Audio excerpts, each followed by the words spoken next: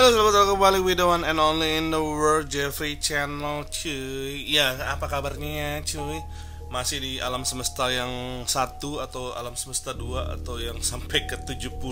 Oke, kali ini gue tidak akan mereaction apa-apa, tapi gue akan membacakan dari bicara.co.id karena ya mereka mempunyai artikel-artikel yang cukup menarik dan ya gue pikir bisa dibahas dari segi mereka aja ya. Gue mau membahas tentang multiverse, itu pasti menegangkan dan sangat menarik cuy. Multiverse itu ya dimana berbicara tentang realitas yang berbeda-beda dari yang kita punya sekarang cuy. Misalnya gua di dunia ini sebagai kerja kantoran dan mungkin di dunia yang lain itu gua bekerja sebagai apa nggak tahu dan mempunyai istri atau udah melahirkan mungkin anak, ya punya anak, udah berumah tangga. Tapi intinya multiverse itu adalah realitas yang berbeda dari yang kita punya sekarang cuy. Tapi itu adalah kita, sama-sama kita tapi berbeda, kehidupannya semua berbeda, ya semuanya berbeda, totally different. Sebelum gua mulai videonya, jangan lupa subscribe yang belum subscribe. Oke, dukung gue dengan subscribe dan nyalakan tombol loncengnya cuy ya. Oke, kita langsung mulai ke videonya aja. Gue akan bacain artikel mereka tapi dengan pembawaan gue sendiri. Oke, ini dari bicara.co.id jadinya. Kita mulai. Teori multiverse. Pernah nonton film Spider-Man Into Spider nggak? Ya, film itu mengisahkan munculnya banyak Spider-Man yang berasal dari berbagai dimensi alam semesta cuy. Sama-sama dengan ya Spider-Man, tapi mereka berasal dari alam semesta yang berbeda dengan waktu yang sama-sama berbeda, kondisi yang berbeda sekaligus tempat yang berbeda cuy. Jadi seperti gue bilang tadi, multiverse atau multi semesta kita sering nemuin itu dalam film-film science fiction seperti superhero besutan Marvel. Ternyata multiverse menjadi penelitian tersendiri bagi para ilmuwan. Bahkan mereka juga mengajukan pengujian terkait adanya bukti multiverse atau multi semesta. Berikut ini penjelasannya tentang teori multiverse dari para ilmuwan.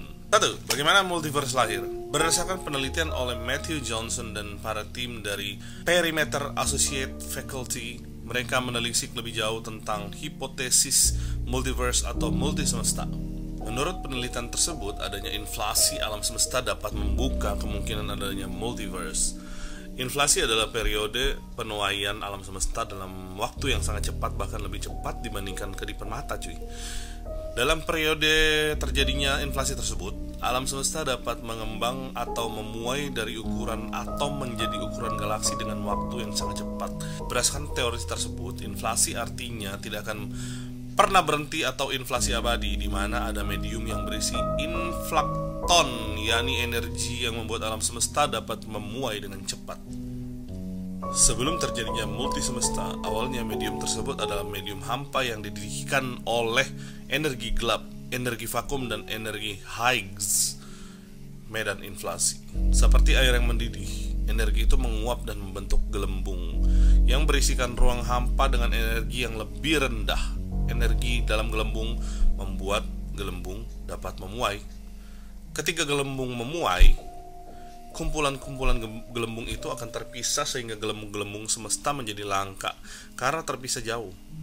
Dalam model alam semesta, gelembung-gelembung itu merupakan alam semesta dan salah satu gelembung merupakan alam semesta kita cuy. Jadi lu bayangkan alam semesta itu seperti uap air yang kalau kita mendidihkan air, ya itu. Jadi teorinya agak, sebenarnya gue nggak setuju sih dengan teori ini. Albert Einstein, gue nggak terlalu setuju karena ya alam semesta itu diciptakan oleh Tuhan, bukan sekedar teori Big Bang yang terjadi dengan sendirinya cuy. Ini sebenarnya mendukung teori Big Bang sih kalau menurut gue ya. Teori multiverse, tanda memar CMB. Johnson mengembangkan studi kasus di mana gelembung alam semesta kita bertabrakan dengan salah satu gelembung alam semesta lainnya. Nah itu sama aja dengan teori Big Bang kalau gue bilang ya. Tapi mungkin ya nggak terlalu ekstrim seperti Big Bang. Dari situ ia melakukan simulasi alam semesta dengan dua gelembung yang bertabrakan dan menyisakan memar akibat tabrakan. Tanda memar tersebut dapat menjadi bukti adanya multi semesta. Tanda memar tersebut berbentuk memar lingkar dalam CMB atau gelombang latar belakang kosmik. Memar tersebut berbentuk seperti piringan dalam peta CMB dan memiliki intensitas cahaya yang sedikit. Tetapi simulasi ini tidak memperhitungkan atom, bintang, dan beberapa galaksi di dalamnya. Pemodelan ini merupakan model skala besar dengan hanya memperhitungkan gravitasi dan beberapa gaya lainnya. Contohnya, tabrakan dalam sebuah gelembung semesta dengan gelembung lainnya akan menyisakan memar pada si MB. Jika ternyata memar melingkar tersebut tidak ditemukan pada si MB, maka jelas beberapa model tidak dapat dikatakan valid untuk diperhitungkan dalam model multisemesta. Itu merupakan salah satu pemodelan alam semesta lain. Jadi dalam teorinya masih ada 5 teori multiverse atau multisemesta yang dikemukakan oleh para ilmuwan. Teori multiverse, infinite universe. Oke, ini seperti Avengers. Dalam alam semesta ini, kita mengetahui bahwa tidak hanya ada satu atau dua alam semesta saja. Dalam dunia ini, alam semesta datar dan terus mengembang.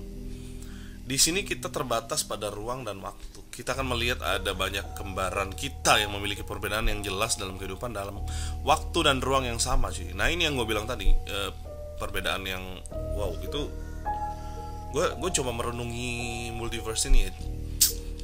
Apakah tidak mungkin kita itu mempunyai perasaan yang sama, atau rohnya di mana? Rohnya dibagi-bagi kah?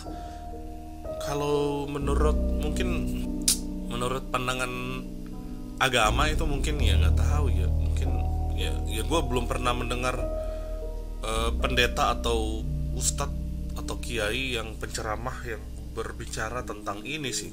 Kalau kalian mungkin ada referensi pendeta atau kiai yang pernah bicara, ustadz, misalnya ustadz siapa gitu, atau pendeta siapa yang pernah pokoknya membahas tentang multiverse, ya tolong kasih di komen di bawah, linknya dikasih juga, boleh juga sih.